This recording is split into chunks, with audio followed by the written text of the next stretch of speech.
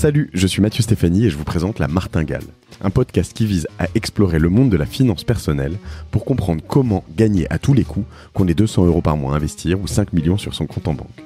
On va pas se mentir, c'est un peu ambitieux, mais les faits sont là. Jusqu'à maintenant, j'ai pas pris le temps de m'intéresser à tous ces sujets et il est temps que ça change. Alors abonnez-vous, des éclairages gratuits, ça commence par là.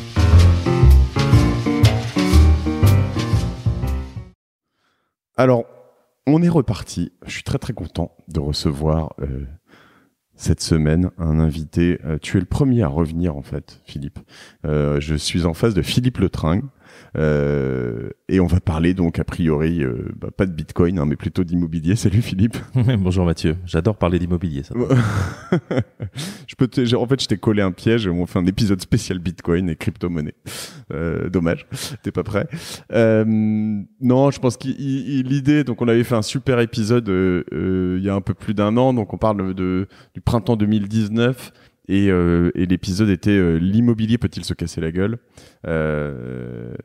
Et je pense qu'il faut faire une petite mise à jour, juste en post-Covid, post-confinement, etc. Et post-confinement, je dis post-confinement, mais moi, je fais partie de ceux qui pensent que on est aussi peut-être pré-confinement, voire très certainement pré-confinement, parce que ça va revenir. Alors, pas forcément chez tout le monde, etc. Mais on voit des clusters qui apparaissent partout, à droite, à gauche. Et je veux pas être alarmiste, mais je me dis juste...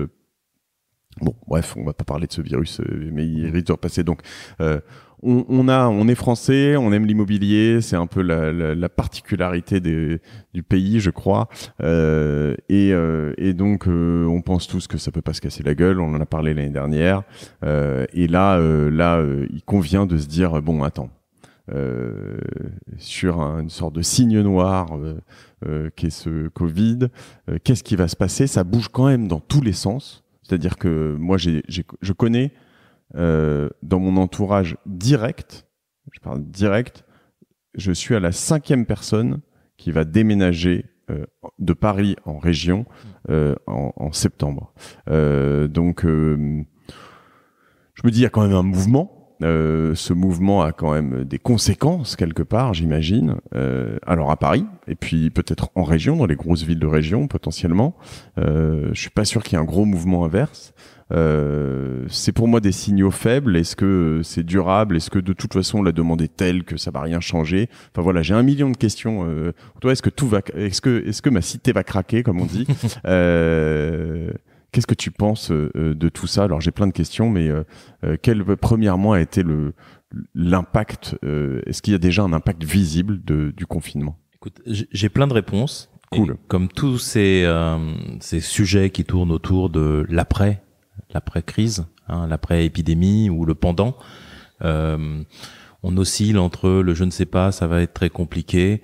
La dernière fois, au printemps 2019, quand tu m'avais demandé l'immobilier peut-il se péter la gueule, j'avais répondu oui. Et aujourd'hui, tu me demandes comment le monde va changer. J'avoue que je peux pas répondre un oui ou un non franc, mais j'ai envie de partager avec toi et avec les gens qui nous écoutent mes opinions, d'essayer de les étayer par des arguments pour que on puisse vivre avec, voir ce qui se passe. Sachant que Philippe, vous le voyez pas, mais est venu avec sa petite boule de cristal quand même. Donc... Bien sûr. J'ai toujours une boule de cristal sur moi et même une deuxième au cas où. Ouais, pour dire l'inverse.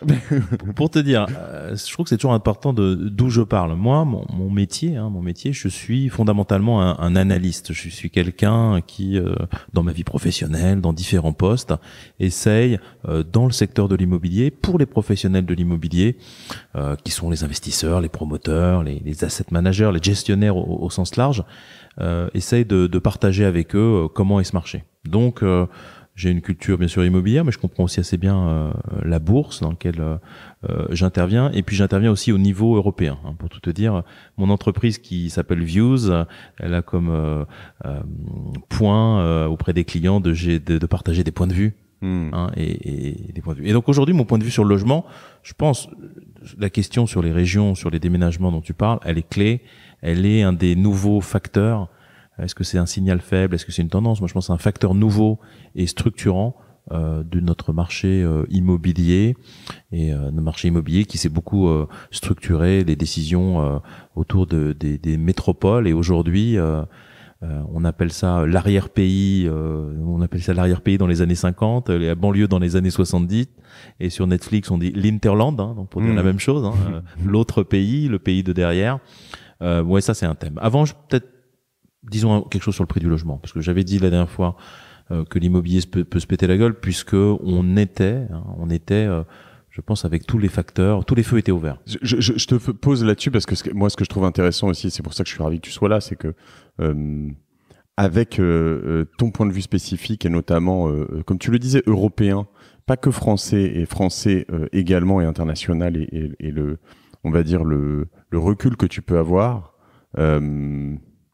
En fait, je me dis, dans chaque pays a ses spécificités. Je pense notamment qu'en France, il y a un truc, et moi je le ressens là très clairement dans mes amis et dans ces personnes qui vont bouger, qui est une spécificité que l'Allemagne a peut-être certains pays, mais c'est le TGV. Notamment, c'est un peu un truc con, mais tu dis, en fait, les Américains, c'est pas si simple, quoi, tu vois.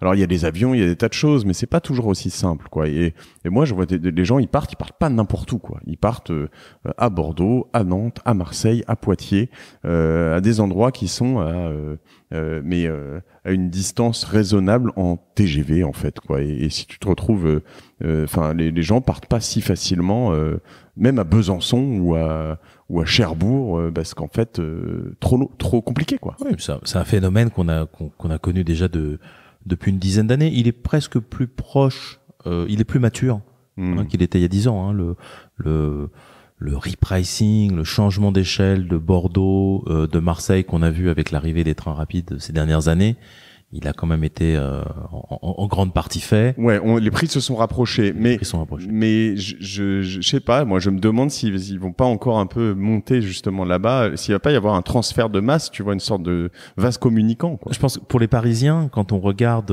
les adresses, on regarde des lignes de métro qu'on aime ou qu'on n'aime pas, la 13, du RER. Eh bien, je conseille à tous les gens qui nous écoutent de regarder leur carte de France et d'essayer on peut trouver ça sur on peut googler ça, de trouver cette carte de France qui, au lieu de montrer des kilomètres, montre des distances de TGV. Et on va voir une autre carte de France très différente et on pourrait choisir ses localisations, les endroits où on va en vacances, les endroits où on va faire un week-end avec des amis, en regardant la carte, pas avec une échelle au kilomètre, mais une échelle qui est au temps. Et on voit très très bien comment... je la partagerai, un article de l'Express, tu vois, et tu vois, 1 heure de TGV, tu vois, Rouen, ou 1 heure de train. Ah, parce qu'au Rouen, il n'y a pas de TGV à Rouen aussi. Non, c'est de la distance en train. De Rouen, Amiens, Lille, Le Mans, Tours, Orléans, ça c'est 1 heure, et puis après, t'as Toulouse est un peu plus loin, voilà. et Bordeaux et Marseille se sont rapprochés en quelques années. C'est aussi fou, ouais. Là dans la révolution des transports, et on peut parler des micro-mobilités, un mot technocratique pour parler de trottinettes et de vélos, mais on a aussi les mêmes idées. C'est une autre appréhension de l'espace. Mais je pense j'ai envie de parler de cet Interland à un moment donné, mais j'aimerais bien juste remettre où est-ce qu'on en était en termes de prix de l'immobilier avant la crise, hein. Ouais. Parce que moi je dis tous les feux étaient ouverts. Les taux d'intérêt étaient au plus bas, c'est partagé. Socialement, dans chaque dîner, le nouvel emprunteur qui avait eu 20 bips de moins que l'autre était un héros, était fier. C'était un élément de fierté quand on empruntait, même s'il disait pas qu'il avait emprunté sur 5 années de plus qu'il avait imaginé initialement. Les taux de chômage étaient au plus bas en France. C'est vrai aussi dans d'autres pays d'Europe. Les salaires étaient plutôt bien orientés. Je vais pas te dire, Mathieu, la pression salariale qu'il y avait sur les profils dans les sociétés innovantes, la pression qu'il y avait. Je te confirme. Les coûts de construction et le prix du foncier étaient légèrement en hausse. Voilà, tout allait bien. Alors on ajoutait souvent un argument supplémentaire qui était la pénurie, en disant il y a de la pénurie. Moi, pour réfléchir immobilier, pour réfléchir sur les prix, j'aimerais juste qu'on soit... je voudrais pas mettre le facteur de pénurie parce que il est difficilement mesurable. Et puis quand on parle de pénurie de logement, on parle finalement des gens qui n'ont pas de logement. Et ça, il y en avait avant la crise, il y en a encore. Et après, on n'a pas forcément le logement qu'on veut. On reste un peu plus longtemps chez ses parents. On n'a pas la pièce en plus qu'on veut. Mais j'irai pas sur la question de pénurie parce que je pense pas que ça soit majeur. En tout cas, avant cette crise, tout était ouvert. On sentait que certains éléments pouvaient se dégrader. Aujourd'hui, les taux d'intérêt restent bas, mais les marges bancaires ont augmenté, hein, donc ça, on l'a vu récemment. C'est les marges qui augmentent. Parce que là, je vois... alors, je te parle de tous ces potes qui achètent, par exemple, là, à différents endroits. Et alors, certains à Paris, quand même. Hein, ils sont quand même à 1,30, 1,35 sur 20, 25 ans. Ça a pris quoi 20 centimes. 20, ouais. 0,20. 0,20. Il y a une légère augmentation, c'est-à-dire on n'est plus au plus bas. Mais c'est des marges de banque, ça. C'est pas le. Non, les taux d'intérêt sont restés bas. C'est le coût de refinancement des banques qui a augmenté. Et puis il y a un autre facteur qui va beaucoup peser. Elles ont peur d'un risque, en fait, c'est ça, les banques. Oui, elles ont dans un univers plus risqué et malgré les injections de liquidités, elles ont un coût légèrement plus élevé pour se refinancer.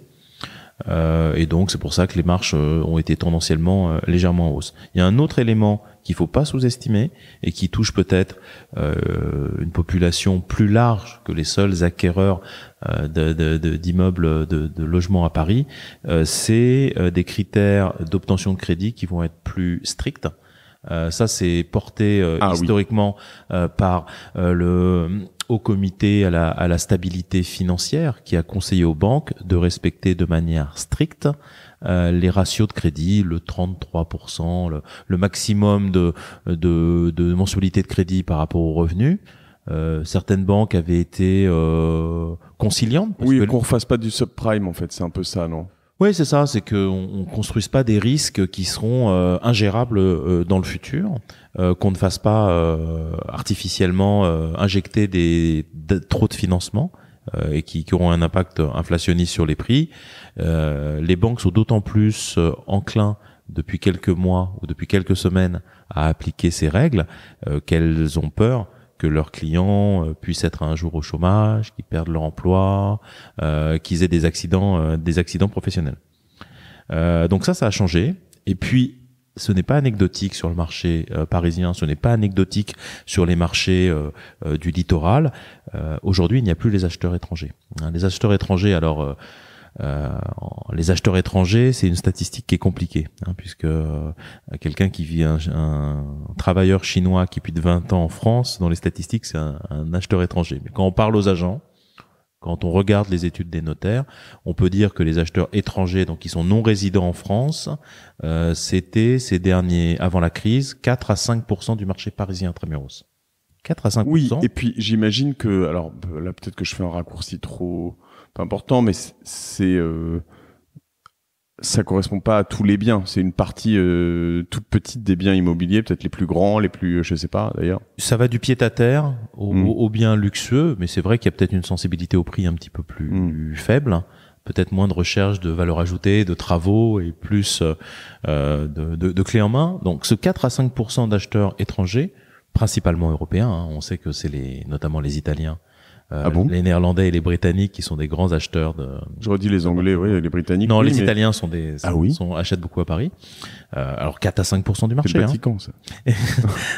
Je dénoncerai personne. Donc, je suis toujours lié par la confidentialité. Non, mais il y a 10 ans, c'était 2% ce même chiffre. Donc, aujourd'hui, avec cette crise, il n'y a pas d'acheteurs étrangers. Ouais, déjà, ils peuvent pas venir. Donc, il y a des éléments de faiblesse. Ils peuvent acheter tu connais Flatlooker? Non, je connais pas du tout. Flatlooker, c'est un sponsor que j'ai sur Génération Do It Yourself. Je leur refais un petit hommage quand même. Mais, ils font que des visites à distance. Et tu peux acheter un bien alors non, c'est plus pour la location pour l'instant, d'ailleurs. Ouais, je dis une connerie en l'occurrence. Mais tu peux louer un lien juste en le visitant en virtuel, mais en faisant les trucs très très bien. Écoute, ils ont un axe de développement. Sur l'achat à l'étranger, de Paris à l'étranger. Intéressant. Donc, voilà. Maintenant, aujourd'hui, en termes de prix, on a vu le avant avec tous les signaux verts. Aujourd'hui, des signaux qui sont soit à l'orange, soit au vert, mais en tout cas, on a une image beaucoup plus contrastée. Moi, ce que je peux dire dans l'environnement général, c'est la hausse des prix, pour moi, elle est finie. Donc aujourd'hui, donc on peut dire en 2020, je pense que la hausse des prix est finie. La grande question, et on peut en parler bien sûr, la baisse importante pour moi n'est pas certaine. Voilà. Il n'y a pas de certitude de baisse importante puisque dans les signaux que j'ai donnés, j'ai pas vu de signaux rouges vifs. Il est possible que si tu achètes maintenant, j'ai acheté il y a 1 an, donc j'étais déjà pas mal, mais que tu aies acheté au zénith, quoi, on va dire. C'est probable. Selon toi, voilà, je risque pas a priori dans 2 ans de vendre mon appartement à 20 000 € le mètre carré. C'était au Zénith. Il peut faire beau ou il peut faire un temps mitigé quelque temps. Est-ce qu'il va faire nuit? Je n'ai pas vraiment aujourd'hui l'impression. On dit quand même, et c'est peut-être ce qui a aussi motivé certains des personnes que tu évoquais, qui ont pris des décisions immobilières. On parle toujours de ces 10 milliards d'épargne que les Français ont accumulés pendant la crise. Il y a plein d'idées pour les investir. L'immobilier reste toujours un choix affectif, un actif réel. Ça c'est un choix dans un patrimoine.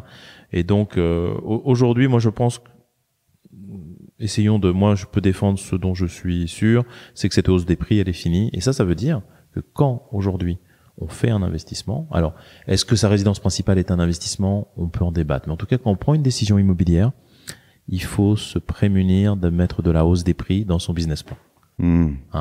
Bien sûr. Oui, ce qui était quand même pas mal le cas avant, tu disais, ça a passé sa vie à augmenter. On a toujours une bonne raison. Une plus-value, donc voilà. Je serais plus proche d'une station du Grand Paris. En même temps, voilà, c'est là le terrain de beach volley des Jeux Olympiques, ça sera juste à côté. Donc, je suis persuadé, et fondamentalement, moi, si on peut retenir quelque chose de l'investissement immobilier, que l'investissement immobilier, il faut toujours une story, il y a toujours une histoire. Mais tu crois pas que, alors, si je dois différencier, parce que là, moi, je te parlais de chez moi, je suis à Paris, mais pour ceux qui nous écoutent qui sont pas à Paris, si je dois différencier un peu tout ça, justement, si je suis à Poitiers, à Rennes, à Nantes, à Bordeaux, je sais pas, tu vois, je pourrais pas faire le tour là, de mes 2 heures peut-être, ou de mon heure, ou mon heure 15, heure 30. Il y a quand même une possible inflation, parce que c'est quand même des plus petites villes. Alors en particulier certaines qui sont vraiment plus petites et dans lesquelles quand t'as ne serait-ce que, je dis une connerie, mais 200, 300, peut-être 1000 personnes, mais c'est déjà énorme, 1000, mais quelques centaines de personnes qui partent sur des biens qui sont très spécifiques, parce que souvent les gens qui partent, ils sont, dans mon entourage identifié, c'est 2 enfants, 3 enfants, 35, 45 ans, revenus assez forts, qui vont faire des allers-retours à Paris pendant au moins quelques années en tout cas, qui vont bosser 1 ou 2 jours par semaine là où ils seront, et puis 2 ou 3 jours à Paris. Ça peut pas déstabiliser un marché local ou... Je pense que c'est un facteur d'inflation dans ce marché. Donc même si le périmètre que tu donnes à cet arrière-pays, à cet hinterland, il est un peu grand, si on va de Poitiers à Bordeaux. Ouais. Mais je suis assez persuadé que pour les gens qui cherchent des investissements immobiliers, qui réfléchissent à l'investissement immobilier, donc qui veulent pas se résoudre à avoir dans leur modèle pour acheter une stabilité ou une légère décrue des prix qui pourrait arriver aujourd'hui si tu achetais à Paris. Oui, je pense que l'action, c'est là qu'elle va avoir lieu, dans l'hinterland, avec, je vais faire l'équation suivante, qui paraît aujourd'hui, un couple, un enfant en région parisienne, s'il a un loyer entre 1500 et 2000 euros, pour devenir propriétaire sur 20 ans, il faudra qu'il y consacre, en ayant un petit apport, entre 3000 et 4000 euros. Ouais. C'est une marge importante. Dans cette marche-là, il y a un choix de vie, il y a le choix de devenir propriétaire, mais dans cette marche-là, si on met entre 800 et 1000 euros et qu'on reste locataire, on peut s'acheter une maison dans l'hinterland. On peut s'acheter une maison avec un jardin dans l'hinterland. On peut s'acheter... J'adore l'hinterland. Du coup, je suis en train de vérifier si le nom de domaine est disponible, mais il n'est pas disponible, évidemment, pas en .com. Merde. Il faudra se résoudre à ce qu'on fasse ce business-là que sur la France, achète un .fr. Je suis en train de regarder du coup le .fr. Mais... Ou un .io, qu'on n'a plus rien à faire, on fait un .io. C'est clair, tous nos sites de... le .fr est disponible. Il ne le sera plus quand vous aurez l'épisode. Et donc, oui, bien sûr, en fait, cet attrait qu'on a vu d'abord, moi j'ai l'impression qu'on l'a vu d'abord dans les médias avant de le voir en réalité. On a vu un focus, l'attention du public là-dessus, sur cette maison où on avait un jardin qui était pas très loin, dans lequel on pouvait faire du télétravail, où on avait un peu plus de mètres carrés. En fait, elle combine beaucoup d'enjeux qu'on a découvert avec cette pandémie. On a découvert un nouvel enjeu. Je dirais c'est des signaux faibles post-pandémie, c'est celui de l'espace extérieur. Alors, moi j'ai des retours de la part de promoteurs. Aujourd'hui, dans le neuf à des prix pas très raisonnables, hein, donc des prix élevés historiquement, des appartements avec terrasse partent très rapidement, partent plus rapidement. On a toujours eu l'habitude dans notre marché de regarder nos mètres carrés qu'on achetait habitables, Carrez. Eh bien, aujourd'hui, déjà, des gens trouvent que cette terrasse de 10 ou 15 mètres carrés, ils mettent un prix dessus, puisqu'ils vont payer. Hein. J'ai l'exemple d'un quasiment ce week-end dernier, c'est vendu à Clichy, en limite de Levallois, un 5e étage avec une belle terrasse, et au prix des mètres carrés Carrez, on était quasiment à 11 000 euros. Ah ouais. Pour un actif qui va être vendu qui va être construit et qui va être habité dans 2 ou 3 ans. Donc, moi je retiens. Et ça, c'est le confinement. L'espace extérieur. Et l'espace extérieur. Quand t'as été confiné sans terrasse, bien sûr. Du coup, non, je sais pas si c'est un rapport. Non. Si c'est un rapport toujours... que l'espace extérieur, c'est aussi une aspiration d'être plus proche de la nature. C'est, je ne sais pas, beaucoup d'explications. Hein, ne pas vouloir fumer à l'intérieur pour ceux qui fument, avoir un endroit où on a de la vue, où on respire. Moi, je pense que c'est un enseignement sur les prix de l'immobilier de cette pandémie, c'est qu'il va falloir, quand on regarde un bien immobilier, trouver une façon d'attribuer un prix à cet extérieur. Hein, terrasse, jardin, vue, nature, ça c'est un. Et la maison dans l'arrière-pays, si Interland est protégé, est déjà protégé, si le nom de domaine est déjà protégé, la maison dans l'arrière-pays fournit ça. Ensuite, l'autre élément qu'on a découvert et qui va marquer le marché immobilier, c'est de disposer de plusieurs fonctions dans un logement. On pense au télétravail, hein, mais on pense aussi à pouvoir se séparer, à ce que les enfants puissent jouer. Et ça, c'est un élément pour moi assez nouveau, qui est un besoin de mètres carrés différent, peut-être de la souplesse. Et donc là aussi, ça peut se répondre par de la décoration, mais la maison à 1 heure de Paris, elle offre, avec l'espace, cette capacité supplémentaire, cette valeur supplémentaire. Donc oui, c'est une deuxième raison pour lequel c'est un élément d'inflation. Donc certainement des jeunes familles, des couples, pourquoi pas aussi des gens qui s'approchent de la retraite, vont se dire que c'est peut-être mieux de garder un loyer entre 1 500 et 2 000 euros et puis acheter ou louer une maison secondaire ou une deuxième maison. Peut-être il faudra l'appeler une résidence, je sais pas, principaire, hein, qui serait à la fois principale et secondaire, puisque on peut imaginer qu'il y ait des 2 jours de télétravail s'imposent, que et je pense que dans les industries dans lesquelles tu travailles, tu le vois, il y a beaucoup plus de freelance, gens qui remontent leur boîte. La difficulté reste pour ceux qui ont des enfants, mais en effet, il va y avoir des choses. Mais et puis en plus, ce qui est fou dans tout ce que tu dis, hein, ces changements de comportement et tout ça, c'est que cette maison potentiellement, alors soit dans l'Interland, soit même un peu plus campagne, etc. En fait, là, tu parlais des usages sur la cigarette, j'y avais pas pensé, mais tu fumes plus en intérieur, donc quand tu fumes, c'est sympa d'avoir un extérieur. Et mais t'as aussi, en effet, par exemple, le Airbnb. Si tu fais bien ta maison à 40 minutes de Paris, où tu passes beaucoup de temps, mais où tu te dis en fait 10 week-ends par an ou 10 moments par an, je la loue. En fait, toutes ces choses-là vont quand même. Alors là, c'est peut-être sur l'évolution du marché et comment on doit investir dans ce marché. C'est aussi une réflexion plus large, hein, qui sont quand on loue son vélo, quand on utilise Blablacar, quand on est dans l'économie de partage, on veut être libre partout. Pourquoi on est libre partout, sauf avec son investissement immobilier? Donc son investissement immobilier ou la façon dont on s'expose à l'immobilier, où on utilise l'immobilier, peut-être elle doit aussi prendre cette dimension. Ça c'est un débat plus large sur les habitudes, mais si je retiens de la crise et de l'évolution des prix, c'est quelque chose qui va impacter l'évolution des prix, c'est quelle valeur on donne à un extérieur aujourd'hui, ça c'est clair. Et deuxièmement, c'est comment vont évoluer les prix dans l'Interland, sachant que quand on parle d'une maison de 150 000 euros, et il y a des très bonnes maisons de 150 000 euros qu'on peut trouver, une variation de 10% qui va être spectaculaire quand le nouvel Ops va faire ses couvertures l'année prochaine, c'est 15 000 euros. Hein, ouais. Quand on achète un bien... Si tu loues ta maison à 1 000 euros le week-end, c'est 15 week-ends. Et si tu compares aussi que Ces dernières années, on a, quand on faisait des transactions immobilières, quand on faisait des investissements, ou quand on se portait acquéreur de sa résidence principale, on acceptait les droits d'enregistrement, qu'on appelle à tort frais de notaire, mais les frais de transaction, le frottement fiscal de cet investissement qui se remonte à quasiment à 7% à Paris. On l'acceptait puisqu'on avait en tête, et ça a été vrai, une hausse des prix régulière. On se dit peut-être en 5 ans, en 3 ans, je vais rattraper cette dépense-là.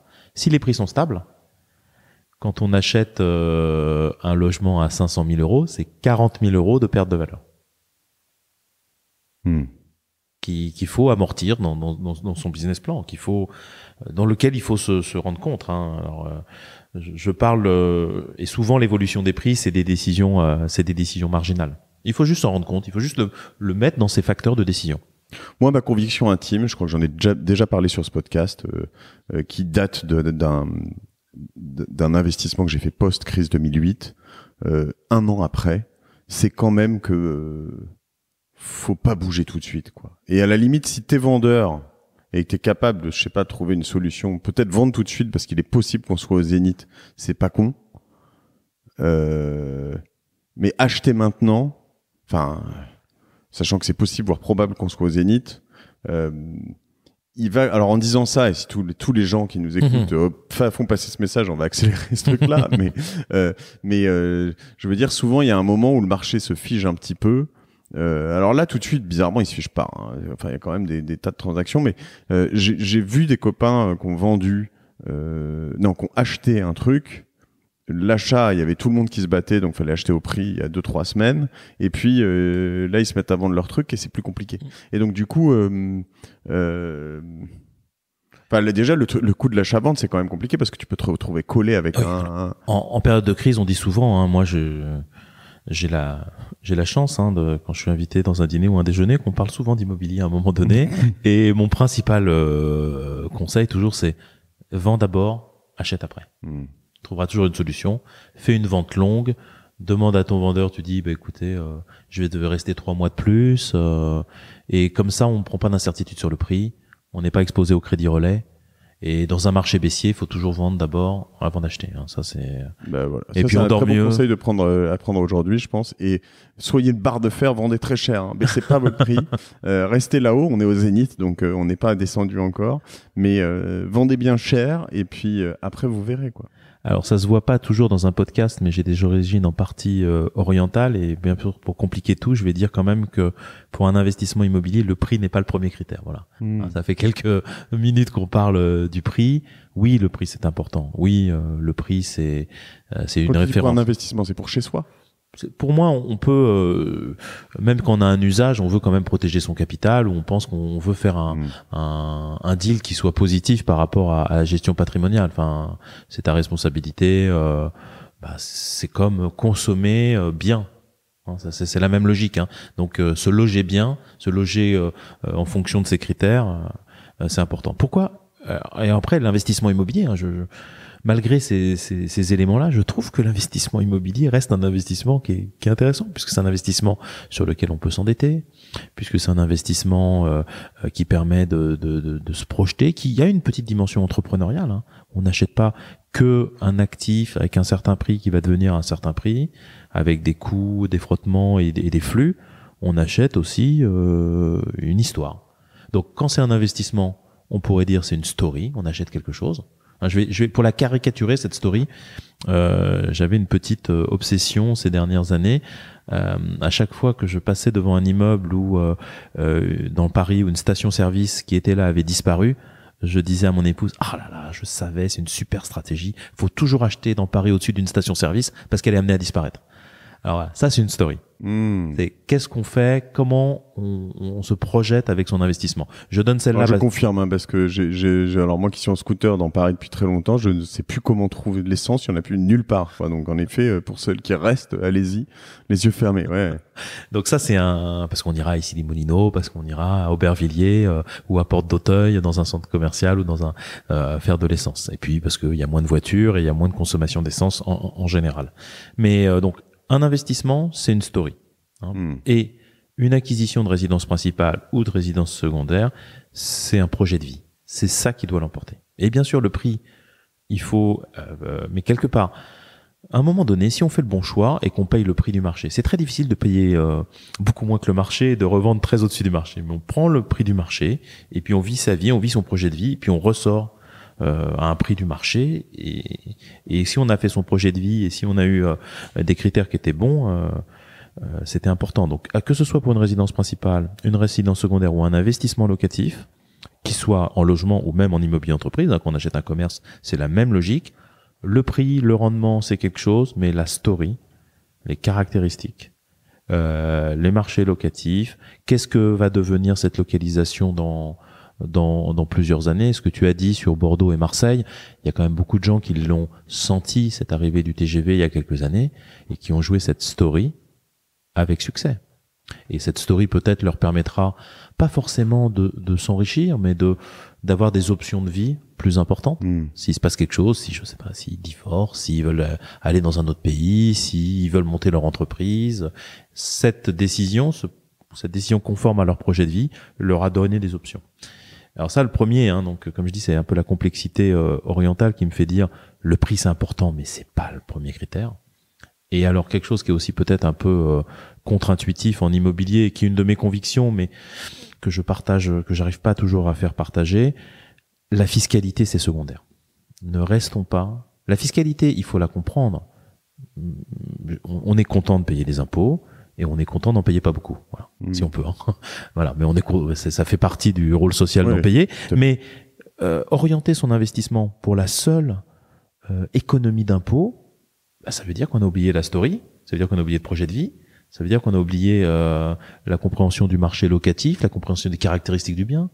Moi, je préfère une terrasse que je paye pas trop cher sans avantage fiscal qu'un gros avantage fiscal sur 3 ans sans terrasse. Hein. Oui, c'était vraiment, je me demande si on n'avait pas parlé ensemble, l'histoire du type qui me proposait un Robien, l'équivalent du Pinel actuellement, il y a 15 ans. Et puis quand je regarde les plans, j'étais à Bron, en banlieue de Lyon. Je dirais pas que Bron c'est pas bien ou pas, j'y ai jamais mis les pieds, mais avec un premier étage avec une fenêtre qui donnait sur un mur, tu vois. Et je lui dis mais c'est quoi ton trip? Il me dit non mais tu vois le bien immobilier, mais là on parle d'un bien financier, ça n'a rien à voir. Et je lui dis non mais juste il y aura des murs, des choses, à un moment ça va se valoriser. Et en fait je pense que ça image bien ce que tu me dis, c'est-à-dire que là il y avait pas de story quoi dans son bien immobilier, il y avait juste, c'était une daube et c'est une mauvaise story. C'était une mauvaise story. Oui, voilà, ouais. Une sombre histoire. Une sombre histoire. Ouais, sombre voilà. Dans tous les sens. Ouais. Et ces éléments de story pour un investissement ou de projet de vie. Et peut-être le succès à venir de l'Interland, il est quand même lié au projet de vie. Hein. Il est peut-être pas très éloigné du vote vert, de l'envie de consommer bio, de l'envie de se recentrer sur la cellule familiale. Voilà, il est peut-être pas très éloigné de ça. Je pense que c'est un facteur nouveau de notre marché immobilier, qu'il faut s'habituer à ça. Il faut voir comment ça n'empêchera pas que on aime tous vivre dans les endroits où il se passe beaucoup de choses. Peut-être c'est le début de plusieurs vies. Et quand on disait comment on optimise son budget immobilier, comment on gère ses stratégies patrimoniales immobilières dans ce monde de l'après-coronavirus, faut quand même pas oublier que si certaines prennent la décision quelques années de plus d'être locataires, d'avoir une résidence secondaire, d'avoir bien fait leur compte, hein, que ce soit pas qu'une problématique de prix et qu'il y a aussi des charges là-dedans, eh ben, que le surplus, il puisse être mis en bourse, en bitcoin, dans des startups, dans d'autres projets, pour moi, ça a quand même du sens. Hein. J'ai quand même beaucoup de mal à dire, quand je suis dans ces dîners avec des amis, qu'il faut tout mettre sur l'immobilier. Ouais. J'adore l'immobilier, mais je me dis, mais tu sais, t'as mis tout ton argent sur ce même secteur. Il y a clairement des pratiques hein, comme ça et des gens super smart et très qui décident de ne jamais acheter, en tout cas au moins leur bien principal, parce qu'ils se disent qu'en fait, comme tu le disais tout à l'heure, pour 2000 euros par mois, je sais, peu importe la ville, l'arrondissement, et voilà, mais tu peux vivre dans un 150 mètres carrés, pas à Paris, et pour l'acheter le même, ça t'en coûtera 6000, quoi. Donc du coup, ils préfèrent le louer et se dire j'ai une taille plus grande et je vis mieux et j'investis mon argent ailleurs. Le spread, la différence, les 4500 de différence. Ça, ce raisonnement, comme tous les raisonnements qui sont pour moi construits un peu sur du Excel, hein, il est vrai à revenu constant. Ouais. Il est tout à fait vrai à revenu constant. Ce que les Français, peut-être un peu plus tard que d'autres pays en Europe, ont réalisé il y a maintenant une quinzaine d'années, c'est qu'à la retraite, ils auront moins de pouvoir d'achat que lors de leur vie active. Hein. Il y aura une baisse de pouvoir d'achat dans les meilleurs des cas de 25, 30 et peut-être de 40 à 50% pour d'autres.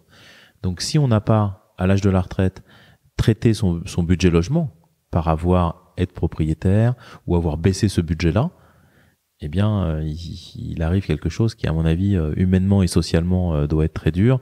C'est une baisse de pouvoir d'achat. On n'a pas attendu 65 ans pour plus pouvoir aller au cinéma ou plus pouvoir aller au resto. Donc ça, c'est un vrai souci qui a poussé à la propriété. Moi, j'ai constaté dans ces villes moyennes dont tu parles que les premiers à avoir fait ces arbitrages de valeur dans l'Interland, c'est des retraités parisiens. T'es retraité parisien, t'avais ton 2 pièces, tu le vends, t'achètes plus petit, t'as un complément de revenus, t'as une qualité de vie différente. Ça a été les premiers, hein. Ça a pas été. Plus d'amis, c'est quelle connerie. Tu pars, t'as plus tes amis. Ouais, où tu bouges, où tu es actif, non, mais... où tu en avais pas déjà, hein. Ouais, c'est vrai, il y a plein de gens qui n'ont pas d'amis. J'en fais partie. Donc, ouais, ça, c'est des arbitrages aussi qui vont se passer. Mais revenons concrètement au prix de l'immobilier. Ce qu'on s'est dit, et ça c'était un peu sous-entendu sous ces questions, le 10 000 à Paris, si vous faites vos projections pour vos acquisitions et votre vente, le 10 000 à Paris pourrait rester 10 000 ou baisser un petit peu, et peut-être que le 3 000 ou le 2 500 à Poitiers pourrait monter un petit peu dans le futur. Mais n'oubliez pas que quand vous prenez cette décision-là de votre 10 000 à Paris, votre 10 000 à Paris vous coûte en vérité 10 700 €. Hein, puisque vous avez les droits d'enregistrement que vous devez absorber dans le temps ou accepter comme une dépense. Et ça, c'est plus encaissé, alors du coup, parce que les 7% à Poitiers, écoute, tu les as aussi, ouais. tu les as. Non, j'allais dire que c'est, la vérité, c'est qu'à Poitiers, ils sont de 5,5, voilà. Voilà. Déjà, il y a un point qui se balade à Paris. Ouais. Et non, après, je pense aussi que bon, faut pas oublier qu'il y a un changement de vie entre temps, mais non, comme tu le dis. Non, la question, alors du coup, c'est que toi, ton intime conviction, elle est quand même qu'on va pas passer de 10 000 en moyenne, c'est-à-dire à Paris, à 7 000, quoi. Non, j'ai pas l'impression. Il va pas y avoir un crack dans un an, je vais pas payer des trucs à moitié moins cher. Alors, j'ai pas l'impression qu'on est parti sur ce scénario qui est déjà arrivé à Paris. Hein. N'oublions pas, c'est arrivé en 91. Hein. Entre 91 et 97, sur les prix, on a fait quasiment moins 30%. Pourquoi c'est arrivé? Parce que tu vois, là, tu peux te dire, en fait, finalement, s'il y a bien un moment où ça va arriver, c'est maintenant. Tu vois, enfin, et à l'époque, il y avait déjà plein de gens qui voulaient habiter à Paris, il y avait déjà des trains qui venaient à Paris, il y avait déjà plus de travail à Paris, alors il y a peut-être plus de chômage, mais là, on s'oriente vers plus de chômage, plus de trucs, donc pourquoi pas? On a eu, sur cette période-là, plusieurs dérèglements. On a eu, alors là, une vraie suroffre. Hein. Donc, il y a eu un phénomène qui est lié au désencadrement du crédit, qui a fait que les banques ont beaucoup prêté à des promoteurs immobiliers qui ont beaucoup construit. À Paris. Donc, à Paris, en région parisienne, et notamment dans quelques nouveaux quartiers, par exemple le Valois, où il y a eu beaucoup de constructions. Boulogne. Exactement. Ouais, okay. Il y a eu beaucoup de constructions qui a été poussée par de l'argent facile qui était chez les promoteurs. Il y a eu une remontée des taux d'intérêt violente, hein, très forte. Quand les taux d'intérêt sont élevés, pour quelqu'un qui a un programme immobilier qui ne marche pas, eh ben il y a un coup de portage, il y a on pourrait dire la minuterie de la bombe, elle va très vite. Aujourd'hui, la minuterie de la bombe, elle avance pas. Même si on est planté avec quelque chose, le coût de l'argent il est faible. Il y a eu beaucoup de liquidités qui ont été faites. Et puis il y a eu aussi une crise économique qui a été très forte en 93. très très forte en 93. Donc voilà, il y a eu ces différents éléments. Aujourd'hui, juste chômage, crise économique, ça y est. Remontée des taux d'intérêt, pas impossible non plus. Enfin, je veux dire, l'avenir nous le dira, mais comme tu le dis, on est probablement à un zénith et il n'est pas exclu que tout se pète la gueule.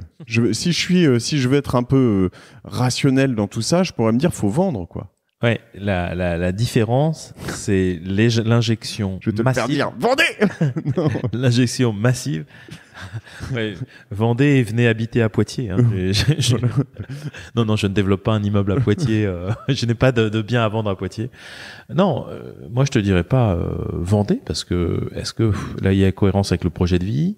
Est-ce qu'il y a une cohérence avec la story? Si la story, c'est qu'avec la dette qu'on a, on est capable de vivre un an de vacances ou 2 ans de vacances ou une crise ou un locataire qui paye pas, eh bien on continue. Oui, parce qu'en fait, en l'occurrence, c'est ça le fond du truc, c'est que celui qui a traversé cette crise de 91 à 97, bah, à la fin, il a vendu son appartement plus cher, voire beaucoup plus cher s'il l'a gardé encore, quoi. Ouais. Le tout, c'est d'être capable d'acheter en 96 ou 97 aussi autre chose encore. Ouais.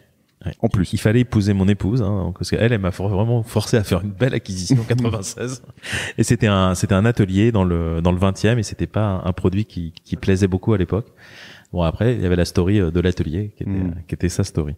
Non, ce que je peux dire sur pourquoi ça va être différent, l'injection de liquidité par les banques centrales, alors oui, on l'appelle quantitative easing, on utilise des noms, mais fondamentalement, et depuis 2008, ça fait déjà 10 ans que ce phénomène est enclenché, cet argent, il est allé quelque part. Il est allé dans des actifs financiers, dans le private equity, il est allé partout. Et aujourd'hui, cet argent supplémentaire, eh bien, il va continuer à irriguer la valeur des actifs. Il va continuer à protéger une partie de la valeur des actifs. C'est pour ça que je ne crois pas à un écroulement, hein, parce que je suis les 2 reportages qui me semblent, puisque comme vous tous, j'ai beaucoup regardé les news dans les premières semaines de ce confinement. Les 2 reportages qui m'ont le plus marqué sur la partie économique, c'était habiter à la campagne, hein, donc voilà, et c'était le premier. Et le deuxième, c'est les 10 milliards d'euros d'épargne que les Français ont constitué pendant cette période de crise. Et donc, je pense que c'est économiquement, ces 10 milliards vont empêcher que les prix de Paris aillent de 10 000 à 7 000. Et après, ça, c'est les moyennes. Et après, quand on vient sur une situation particulière, on connaît, et c'est pas une critique, puisqu'on est tous pareils. On a toujours une vision positive de son bien immobilier. On est dedans, on l'a choisi, on y habite, on accepte les défauts, on voit les qualités, ou les presque qualités. Et donc peut-être... En effet, tout le monde voudrait habiter chez moi. D'ailleurs, tout le monde voudrait travailler dans ses bureaux aussi. Ah, ces bureaux. D'ailleurs, si vous voulez vraiment travailler dans ces bureaux, appelez-moi, j'ai de la place. C'est des super bureaux, ça, c'est sûr. Non, ils sont super, ces bureaux. Et Philippe me les vend, donc c'est cool. Ouais. J'ai vu que il y avait pas d'agent. J'ai vu une petite annonce en direct. Il y a pas d'agent. Non, non, mais quand on a cet effet sur le prix, le 10 000, il va pas devenir 7 000 à mon avis. Je pense qu'on est.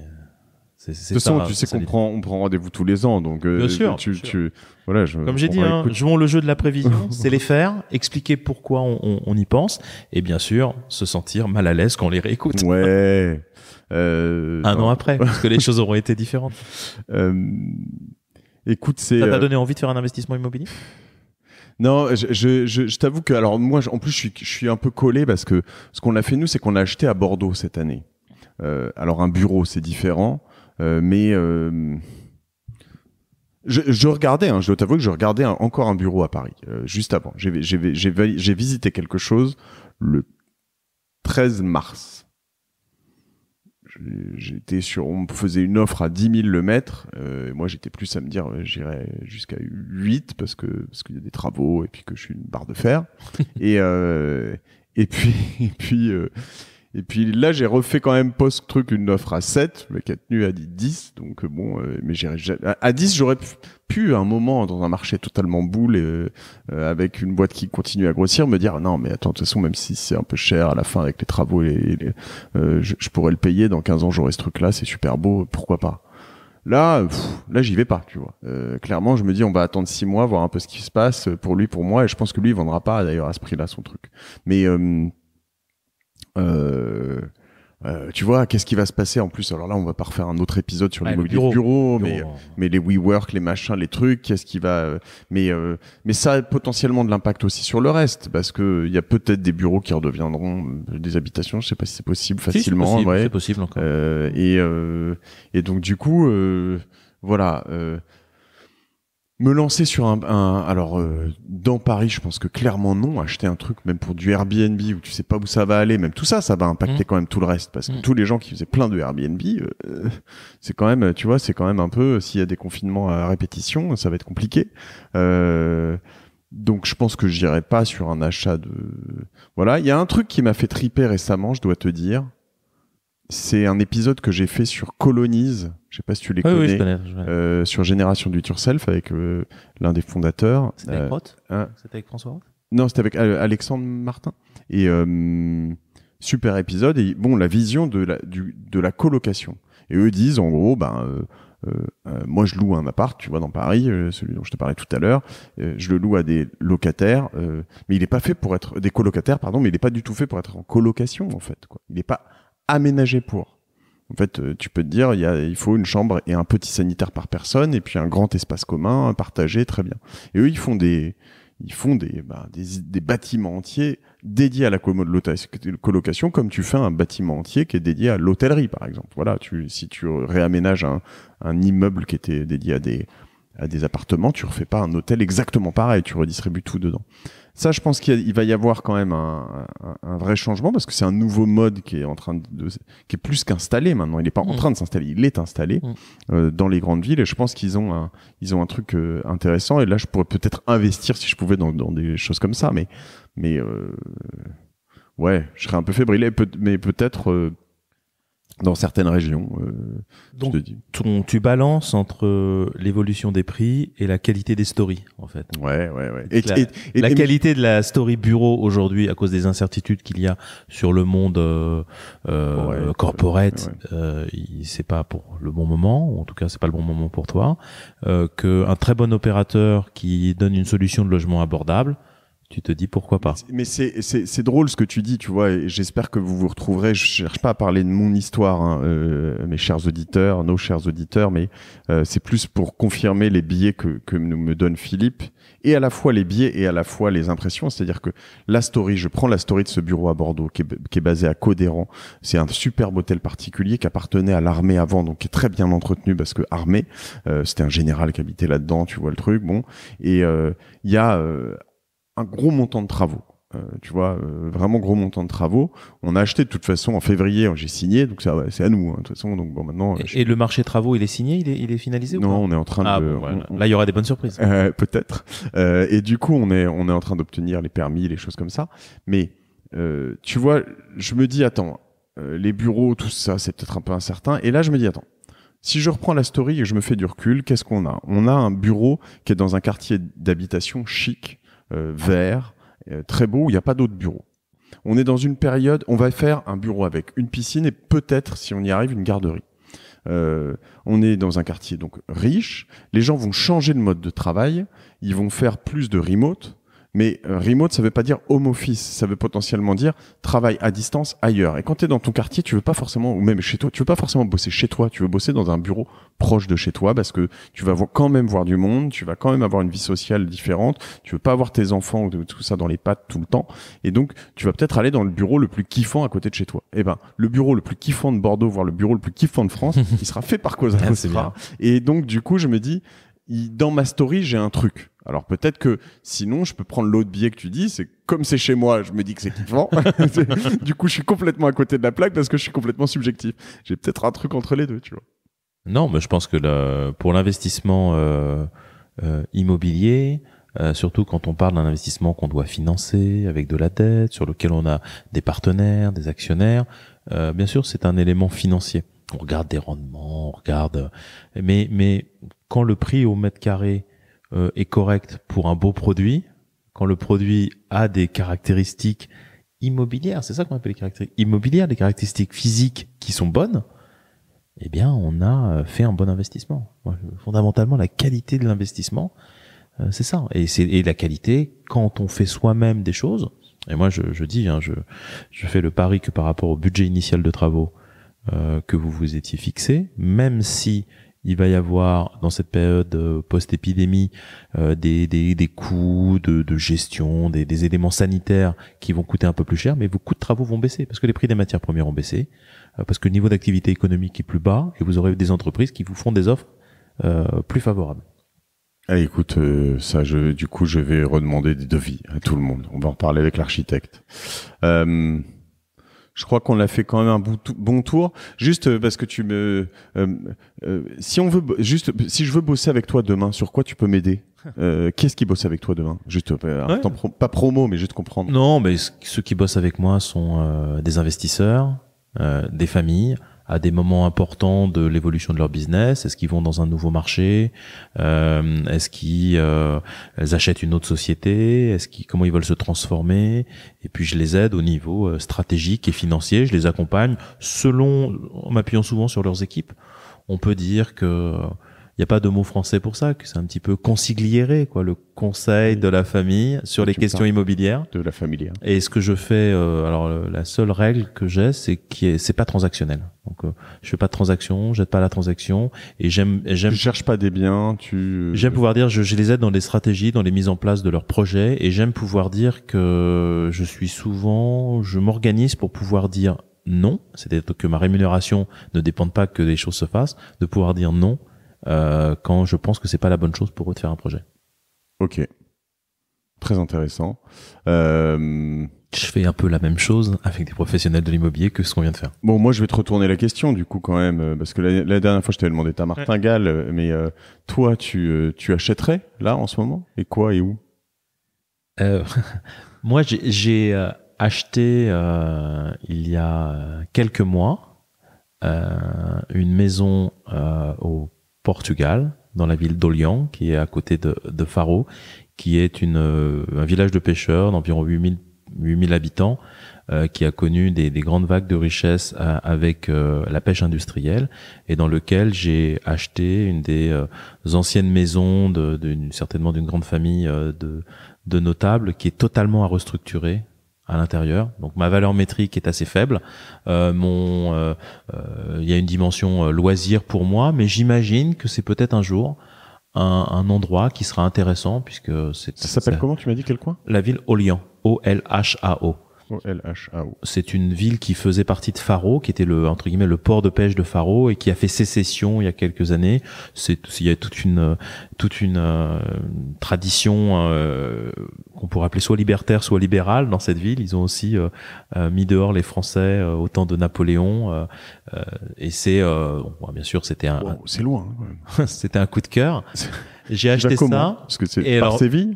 Non, j'y vais directement par Faro. C'est à 10 minutes de l'aéroport. Ah, d'accord. Et la story, c'est que c'est une résidence secondaire, de vacances, un endroit où la famille se retrouvait. Mais la story, c'est que c'est quelque chose qui est très bien fait pour faire une guest house de 7-8 personnes qui veulent prendre une retraite pour manger plus sain ou faire du yoga. Et à un moment donné, j'identifierai certainement des opérateurs à qui je confierai la maison pour exercer leur activité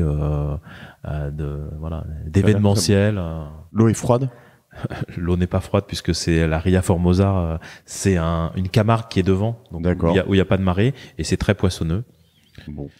Et on peut faire du kite peut-être en plus. Moins que sur la côte atlantique. Bon, ça c'est un investissement qui présente des risques, puisque tu opères dans un marché qui est pas exactement le tien, qui ne rapporte pas de revenus tout de suite, mais dans lequel la qualité immobilière et le prix m'ont semblé. C'est combien de mètres carrés d'une maison comme ça?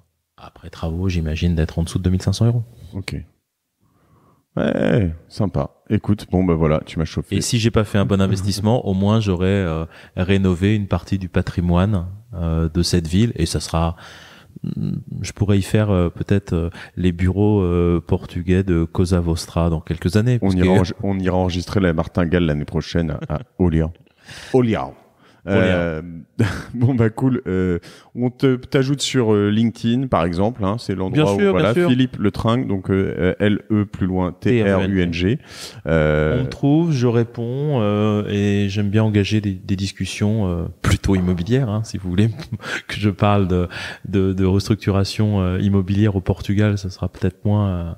On est plus dans la sphère privée, mais oui, et puis de d'étendre le réseau, d'échanger, et puis puisque moi je suis aussi très preneur de vision, bien sûr je privilégie les gens qui sont pas d'accord avec moi, hein. C'est vrai que je me rappellerai d'avoir travaillé dans une grande entreprise dans le milieu financier, et la personne à côté de moi raccroche le téléphone et dit: ce client, mais c'est vraiment le meilleur client, il est d'accord avec moi. Donc si vous n'êtes pas d'accord avec moi, venez et on va discuter, ça sera intéressant. Eh ben écoute, merci pour tout ça. On retient donc que on est probablement au zénith. Il faut une belle story pour vos biens immobiliers. Achetez pas une daube qui vous plaît pas et qui vous inspire pas, parce que derrière, a priori, elle plaira pas et elle inspirera personne d'autre, ou peut-être certains, mais en tout cas, voilà, suivez un peu d'instinct et puis voyez un peu ce qui crée tout ça. Et perdez pas l'œil sur l'Interland que vous connaissez, hein, où vous avez eu de la famille, où vous avez grandi, où vous êtes allé en vacances, et peut-être c'est pas que pour y faire du télétravail. Vous pouvez y faire un investissement, vous pouvez aussi rénover des maisons, séparer une grande demeure en 4 appartements, plein de choses à faire. Voilà. Mais surtout, vendez maintenant, parce qu'il faut vendre. C'est la panique. Allez, merci. On n'a pas l'air trop paniqué pour l'instant ici, hein. Merci de nous suivre sur La Martingale. Il y a peu de gens qui commentent et qui notent ce podcast sur Apple Podcast. Ça permet de remonter aussi dans les classements, donc je vous remercie de le faire, c'est super sympa. Et puis, je suis impatient de te voir l'année prochaine pour voir à quel point on avait raison de dire à tout le monde de vendre. On verra ça. Salut. À très bientôt. Merci.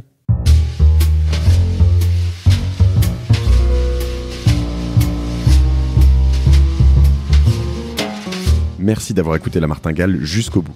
Si cet épisode vous a plu, n'oubliez pas de le partager autour de vous, de vous abonner à la newsletter sur lamartingale.io, et si vous trouvez 5 petites minutes, de mettre une note 5 étoiles ainsi qu'un commentaire sur Apple Podcast. Ça nous aide beaucoup pour remonter dans les classements. La Martingale est produit par Cosa Vostra, une agence de conseil tech et créative qui accompagne ses clients dans leur stratégie digitale pour qu'ils gagnent en visibilité, en singularité et en efficacité. Je remercie toutes les équipes pour la production. Je vous retrouve dans 15 jours. Je suis Mathieu Stéphanie et je vous dis merci.